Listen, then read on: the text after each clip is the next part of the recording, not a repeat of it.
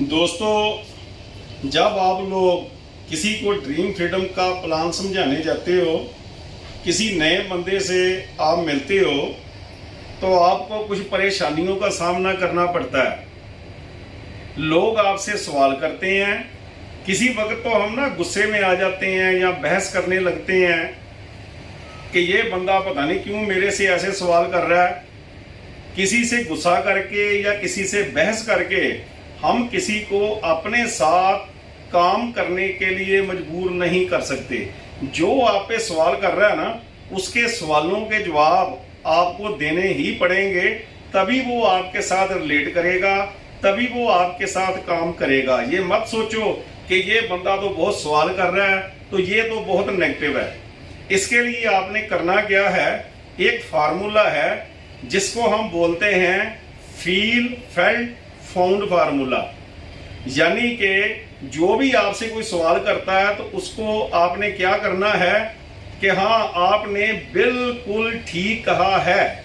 जब मैं इस फील्ड में आया था तो मैं भी यही सोचता था। उससे आगे फिर आपने जो है अपनी बात शुरू करनी है, उसकी बात काटनी नहीं है कि तुम तो ये गलत बोल रहे हो, तुम तो ये नेगेटिव बातें कर रहे हो। ऐसा कुछ नहीं करना, उसको यहीं से शुरुआत करनी है आपने कि तुम जो बोल रहे हो ना बिल्कुल सही है। वो कहेगा कि ये मेरे को गलत नहीं बोल रहा, ये मेरे को सही बोल रहा है। अगर उसकी बात काटोगे तो बहस शुरू हो जाएगी, और जिसके साथ आपकी बहस शुरू हो गई फिर वो बंदा आपके साथ ज्वाइन कभी नहीं करेगा।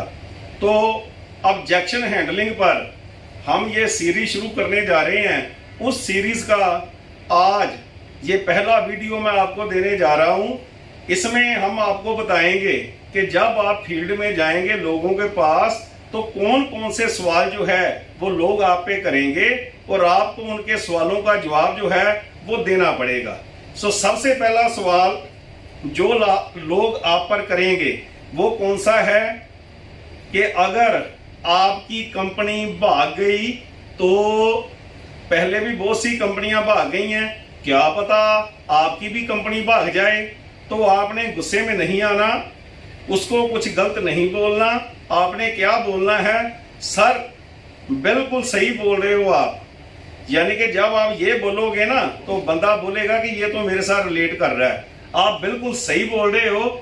जब मैं इस कंपनी में आया था तो मैं भी यही सोचता था भी अगर कंपनी भाग गई, लेकिन जब मैंने यहाँ पर काम करना शुरू किया तो मैंने देखा कि ऐसा तो कुछ भी नहीं है। क्योंकि कंपनी कौन सी भागती है, कंपनी के भागने के दो रीजन होते हैं। पहला रीजन होता है कि कंपनी के पास बहुत सा पैसा इकट्ठा हो जाए। तो यहाँ तो पैसा इकट्ठा होता ही नहीं है। हमारी जो ये कंपनी है किसी कैंटीन की, किसी फ्रेंचाइजी की सिक्योरिटी भी नहीं लेती। यहाँ तो सारा कुछ प्रोडक्ट बेस है, गवर्नमेंट से मान्यता प्राप्त है, पूरे के पूरे सर्टिफिकेट जो है वो कंपनी के पास हैं। तो यहाँ तो पैसा इकट्ठा होने का कोई मतलब ही नहीं है।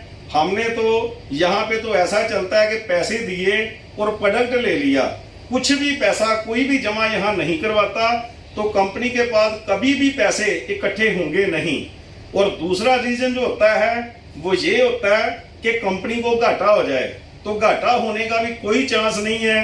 क्यों? क्योंकि कंपनी उधार किसी को देती नहीं है, कैश में सामान बिकता है। तो जो भी प्रोडक्ट कंपनी लॉन्च करती है सब कुछ कैलकुलेटेड है, उसको कैलकुलेट कर लिया जाता है भी इतना पैसा जो है डिस्ट्रीब्यूटर में बटना है, इतना फ्रेंचाइजी वाले के पास जाना है, इतना ब्रांच वाले के पास जाना है, इतना ट्रांसपोर्टेशन का जो खर्चा है वो आएगा, इतना कंपनी का खर्चा आएगा, इतने पैसे कंपनी को ग्रो करने के लिए कंपनी को चाहिए। वो सारा कुछ कैलकुलेटेड है।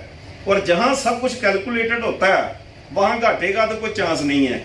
इसलिए ना तो कभी कंपनी के पास पैसा इकट्ठा होगा, क्योंकि किसी से कुछ लिया ही नहीं जाता, सामान दिया जाता है और पैसे लिए जाते हैं। जैसा ओपन मार्केट में होता है वही काम यहाँ होता है, किसी से कुछ नहीं लिया जाता। इसलिए पैसे तो कभी इकट्ठे होने का कोई चांस ही नहीं है।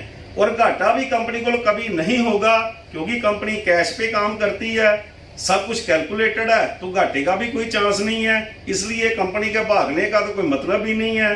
फिर सरकारी तौर पर पूरे सर्टिफिकेट कंपनी के पास हैं, सो ऐसा कुछ भी होने वाला नहीं है।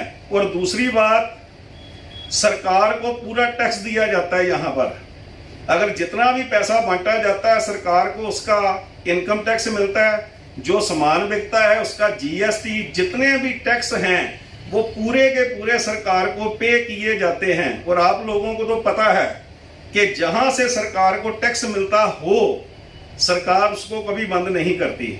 अभी आपने देखा लॉकडाउन में बाकी कारोबार तो बंद थे, लेकिन अब सरकार क्या कर रही थी कि ठेके खुल जाएं, जल्दी से जल्दी ठेके खुल जाएं। अब सबको पता है कि शराब का तो बहुत नुकसान है, लेकिन फिर भी सरकार चाह रही थी कि ठेके खुल जाएं, क्योंकि सरकार का खजाना खाली था और वो कह रहे थे किसी तरीके से ना पैसे आ जाए हमारे पास, रेवेन्यू जो है वो हमारा बढ़ जाए। तो इसके लिए ठेके भी चल रहे हैं, शराब भी बिक रही है। अगर शराब बिक सकती है तो यहाँ पर तो हल्दी मिर्च मसाले हैं, ये कौन सी सरकार बंद करेगी। यहाँ पे तो फूड सप्लीमेंट हैं, यहाँ पे तो आयुर्वेदिक जो है वो मेडिसिन है जो संजीवनी की तरह काम करती हैं। यहाँ पर तो बहुत बढ़िया बढ़िया वेटनरी प्रोडक्ट हैं, तो इनके बंद होने का तो कोई चांस ही नहीं है।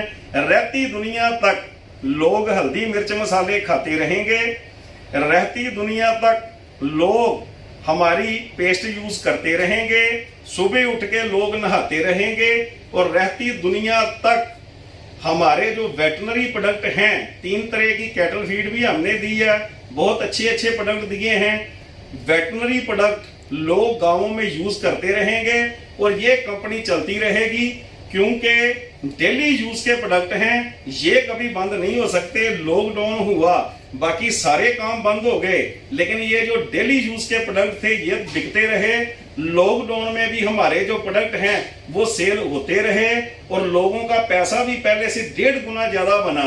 इसलिए जिस कंपनी के प्रोडक्ट लॉकडाउन में भी बिकते हैं, जो कंपनी सरकार को पूरा टैक्स देती है, डेली यूज के प्रोडक्ट हैं जिसके पास 150 से ऊपर प्रोडक्ट हैं, और जिसने वायदा किया है कि सुई से लेकर जहाज तक हम पूरे के पूरे प्रोडक्ट घर में यूज होने वाले ये हम सब लोगों को देने जा रहे हैं, तो उस कंपनी के बंद होने का कोई चांस ही नहीं है। इसलिए आप चिंता मत करो, लाले की दुकान कभी बंद नहीं होती।